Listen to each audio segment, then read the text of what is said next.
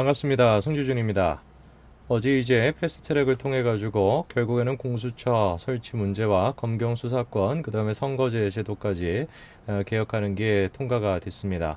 패스트트랙을 통해 가지고 한 안건당 하나씩 패스트트랙을 통과시키는 것도 이게 헌법상 지금 자유한국당을 무시하는 행위다라는 거에 대해서 문제 제기를 할 수 있음에도 불구하고 세 개 안건을 한꺼번에 통과시키는 정말 희대의 정신 나간 짓을 저질렀습니다. 어제 제가 저녁 11시 한 49분인가요? 50분쯤에 가결되는 것을 봤는데 정말 기분이 나빠가지고 영상을 하나 찍었다가 하도 제가 흥분이 많이 돼 있어가지고 지금 그걸 삭제하고 제가 다시 좀 영상을 찍고 있습니다. 어제 이제 또 한 가지 굉장히 좀 이상한 행위 중에 한 가지가 우리나라 이제 후진적인 어떤 정치 행태를 보여주는 것 중에 한 가지인데요. 바로 국민청원 제도죠. 저는 개인적으로 국민청원이라는 제도 자체가 왜 필요한지 전혀 이해를 못하고 있는 사람 중에 한 명인데, 민주주의라는 것은 대의민주주의로서 이루어지는 것이지 뭐 국민청원 이런 것으로 이루어지는 게 아닌데, 그 문제는 제가 이따가 좀 말씀을 드리고, 오늘 제가 말씀드리고 싶은 포인트는 국민청원 제도라는 것이 굉장히 조금 이게 왜곡되고 조작될 가능성이 높다라는 거에 대해서 제가 지금 좀 말씀을 드리려고 합니다. 우선 일단 제일 첫 번째로 저한테 이제 제보 메일이 거의 한 10개 정도 가까이 온 것 같아요. 뭐 카카오톡이나 아니면은 이제 뭐 페이스북 메시지 이런 것까지 합치면 한 수십 개 정도 이제 막 계속 제보 메일이 왔는데, 대부분의 이제 그런 제보 메일들 같은 경우는 제가 좀 읽어보고 이게 뭔가 좀 뭐 신빙성이 별로 없다, 아니면 이거 좀 음모론 같은 얘기다라고 한다면 제가 이제 뭐 영상에 담지를 않습니다. 근데 최근에 이제 어제부터 오늘까지 해가지고 한 4-5분 정도가 저한테 제보 메일을 보내주셨는데, 그 얘기를 제가 읽어보니까 굉장히 조금 합당한 의심이 가능한 부분들이 있었고, 그거에 대해서 제가 좀 소개를 시켜드리려고 합니다. 자, 그럼 일단 제일 첫 번째 자료부터 좀 보시죠.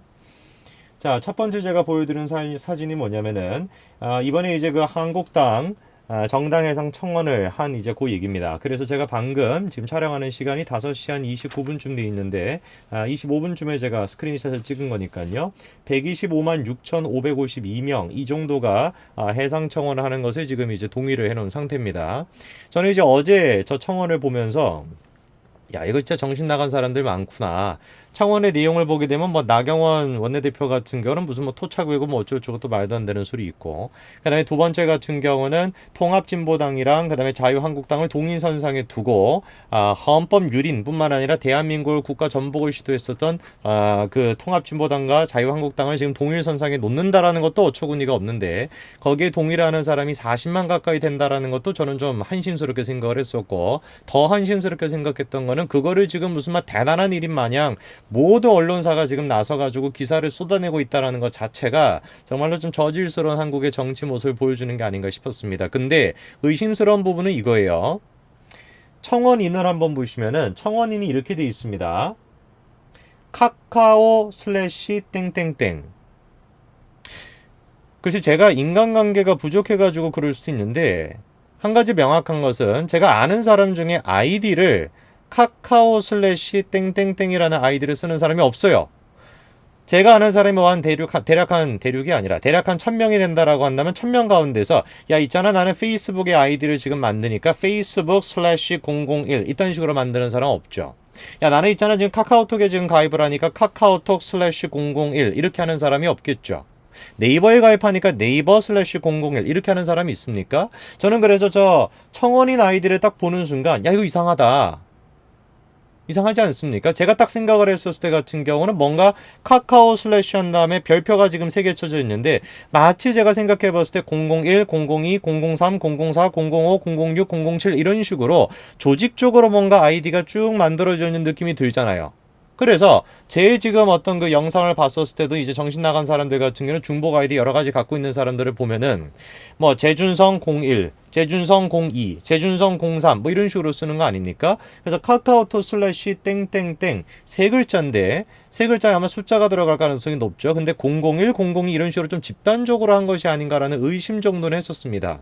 근데 그 의심만 가지고서는 우리가 이것이 막 조작됐다 이런 얘기 하는 것이 불가능하겠죠. 근데 굉장히 좀 재미난 기사 한 가지가 나와가지고 제가 이따가 좀 소개를 좀 시켜드릴 건데, 이렇게 나와 있습니다. 보시면은요, 기사 링크는 제가 달아놓겠습니다. 일부 참여 동력자들이, 보세요, 동료자들이 카카오톡을 통한 중복 참여 방법을 공유한 곳으로 이게 지금 언제 얘기를 하는 것이냐면은 2018년도 1월 6일 날 초중고 학교 페미니즘 교육 의무화 이거에 대한 얘기인데 그 당시에 이제도 마찬가지로 청원했었는데 그 청원했을 때 상황에 대한 얘기입니다. 카카오톡을 통한 중복 참여 방법을 공유한 것으로 인터넷 방문 기록을 담은 임시 파일 쿠키를 삭제한 뒤 동일 IP를 통한 어뷰징을 가능하게 하는 방식을 악용했던 것. 그러니까 가장 쉽게 얘기하죠. 그냥 이렇게 이해하시면 될 것 같아요. 카카오톡이나 아니면 페이스북이나 이런 SNS 같은 경우는 하나의 주민등록번호를 통해 가지고 여러 개 아이디를 만들 수 있지 않습니까? 그래서 여러 개 아이디를 만들어 가지고 그 여러 개 아이디를 통해 가지고 실제로는 한 명인데 여러 개 아이디를 통해 가지고 한 명이 중복 어떤 그 청원을 했었다라는 것이죠. 그게 이제 2018년도 1월 6일입니다. 당시 같은 경우는 이런 식의 의문이 있었던 것인데 실제로 이제 보니까 그게 사실로 밝혀졌다라는 것입니다. 위에서 지금 5번째 줄에 나와 있죠. 그래서 청원의 방식을 바꾼 거예요. 어떻게 청원을 바꾼 것이냐? 청와대는 이 사태 이후 카카오를 통한 로그인을 중지시켰다. 이렇게 나와 있죠.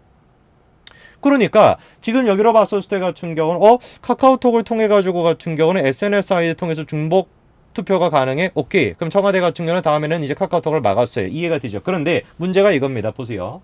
그런데 이번 한국당 해상청원에 카카오 계정 등록이 열려 있었다라는 점은 청와대가 한국당 해상청원의 무한 중복 동의 여지를 일부러 제공한 것이 아닌지 의심을 사기에 충분하다.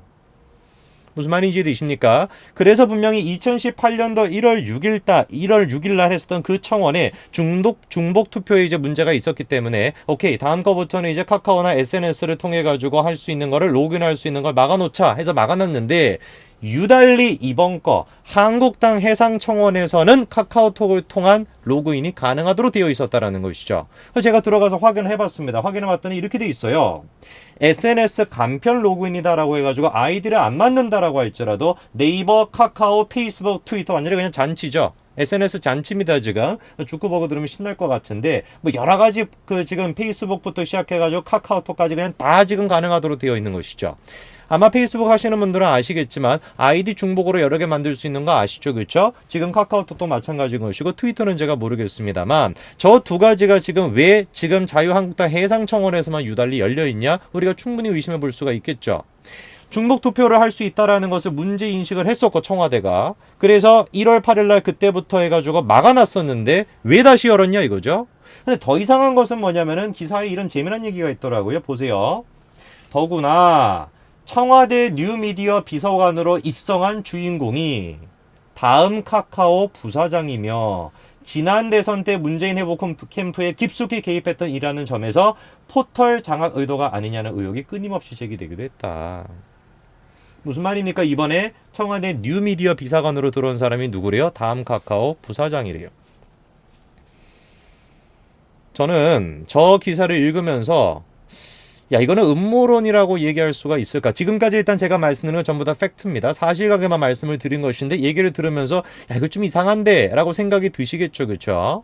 그래서 정말로 이게 문제가 있다라고 생각이 된다면은 청와대는 저거 뭐 로그 기록이나 이런 것들을 공개하면 되겠죠. 그렇죠? 간단한 일입니다. 그다음 한 가지 문제가 더 있는데 이준석 의원이 이제 이런 얘기를 했다라고 해요. 3월 달에 청와대 이제 저 홈페이지에 우리가 IP 주소나 이런 거를 통해 가지고 어디서 이제 접속을 했는지 이제 그것을 확인할 수 있다라고 하는데 제보자님께서 저한테도 그 확인할 수 있는 링크를 보내주셔 가지고 제가 확인을 해봤는데요. 이따가 그 자료는 보여드리겠습니다. 근데 3월 달에 청와대 그 청원하는 그 홈페이지에 들어왔던 사람들이 이제 쭉 국가가 나와 있는데 13.77%가 베트남에서 기록을 했대요. 베트남이 언제부터 우리나라 무슨 형제 나라가 됐는지 어떤 건지 우리나라 정치에 대해 가지고 무슨 청원에 대해 가지고 그렇게 관심이 많은지는 제가 처음 알았습니다만 3월 달에 13.77%가 베트남에서 접속을 했는데 이것은 지난달과 비교해 가지고 2159%가 증가된 숫자래요. 청원을 하는 딱 그 시점에 2159% 갑자기 확 증가가 한 거죠. 저는 의아스러운 것이 뭐냐면은 이 지금 청원이 됐다라는 것도 제가 네이버에 그 실시간 검색어가 떴고 나서야 제가 알았습니다. 무슨 뭐 자유한국당 해산 뭐 이러길래 또 무슨 정의당 부활했나 이정희 의원 언제 다시 나왔지라고 생각해가지고 클릭해봤다가 그게 아니라 이제 뭐 청원 이런 얘기가 나와 있길래 뭐 언제 또 청원을 했어 해서 이렇게 알게 된 것인데 그래서 3월 달에 무슨 청원을 했는지조차도 제가 잘 몰라요. 저도 좀 몰라요. 여러분들은 아셨습니까? 3월 달에 그 청원에 무슨 얘기가 나와 있는지 관심 있는 사람이 어디 있어요? 대한민국 국민 중에서. 대부분 관심이 없을 것 같은데 유달리 베트남 사람들 같은 경우는 그렇게 관심이 많다라는 거예요. 이상하죠, 그렇죠? 그래